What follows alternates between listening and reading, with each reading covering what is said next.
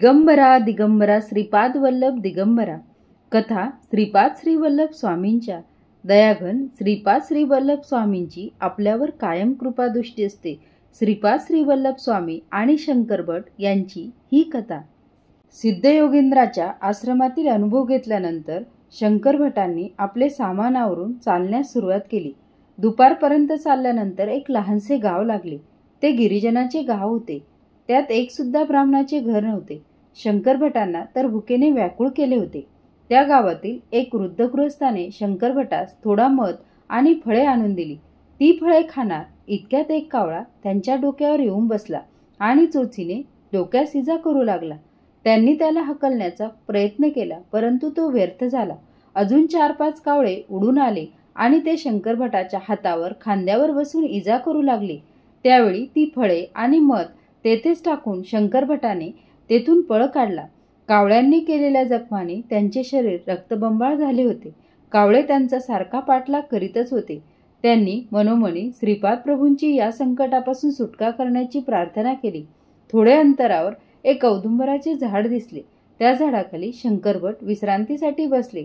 त्याचवेळी त्यांना जाणवले की त्यांच्या शरीरातून एक प्रकारचा दुर्गंध येत आहे. त्या वासामुळे जवळपासच्या वारुळातून साप बाहेर आले आणि त्यांनी शंकर भटास दंश करण्यास प्रारंभ केला. सापाच्या विषामुळे ते मृतप्राय झाले. त्यांच्या तोंडातून फेस येऊ लागला. हृदयाचे ठोके मंदगतीने पडू लागले. त्याचवेळी एक धोबी धुतलेले कपडे आपल्या गाढवावर लादून घरी घेऊन जात होता. त्याने शंकर भटाची दयनीय अवस्था पाहिली आणि दयाबुद्धीने त्यांना गाढवावर बसून त्या गावातील वैद्याकडे नेले. त्याने काही मुळ्यांचा रस काढून जखमेवर लावला. सर्पदंश झालेल्या जागी पिंपळाची पाने बांधली आणि कोवळ्या पानाचा रस काढून जखमेवर लावला. तसेच कानात पिंपळाच्या पानाचे देठ ठेवले. विष जसे जसे उतरू लागले तसे तसे शंकर भट असहाय्य वेदनेने ओरडू लागले. विष पूर्णपणे उतरून गेल्यावर त्यांना बरे वाटले. ती रात्र त्यांनी त्या वैद्याच्या घरीच काढली. तो वैद्य श्री दत्तप्रभूंचा भक्त होता. त्याने आपल्या कुटुंबासह रात्रीच्या समयी श्री दत्तप्रभूंचे भजन सुस्वरात गायले. भजनाचा कार्यक्रम संपल्यावर तो वैद्य शंकर भटास म्हणाला, माझे नाव वल्लभदास आहे. मी चर्मकारांचा वैद्य आहे.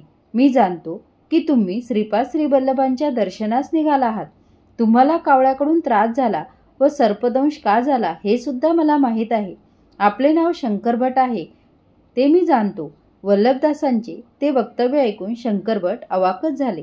वल्लभदास पुढे म्हणाला, हे कावळे ते सर्प पूर्वजन्मीचे पिटिकापुरम येथील महाअहंकारी पंडित होते.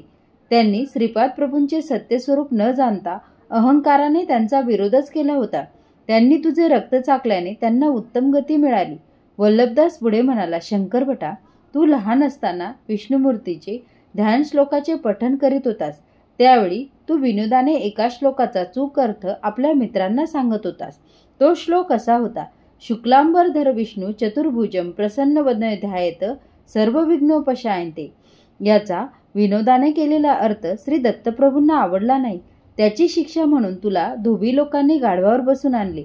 तुझी अशी दुर्गती करण्यामागे श्रीपाद प्रभूंचा विनोदाबरोबर तुला काही पाठ शिकून तुझ्यातील अहंकार दूर करण्याचा मानस होता. त्या दयाघन प्रभूंची प्रत्येक क्षणी आपल्यावर दृष्टी असते, ही गोष्ट ध्यानात असू दे. हा हितोपदेश ऐकून शंकर भट कृत्यकृत्य झाले. त्यांच्यातील ब्राह्मण असल्याचा अहंकार पूर्णपणे नाहीसा झाला होता. त्यांनी वल्लभदासाच्या घरचा पाहुणचार 2-4 दिवस घेऊन तेथून चिदंबर क्षेत्री जाण्यास प्रयाण केले. दयाघन श्रीपाद श्री वल्लभ स्वामींची आपल्या भक्तावर कायम दृष्टी असते, हेच खरे. श्रीपाद श्री वल्लभ स्वामींच्या लीलेचा अंत लागत नाही. श्रीपादराजम शरणम प्रपद्ये. श्रीपाद श्री वल्लभ स्वामींची ही कथा आपणास आवडल्यास व्हिडिओला लाईक करा, चॅनलला सबस्क्राईब करा. धन्यवाद.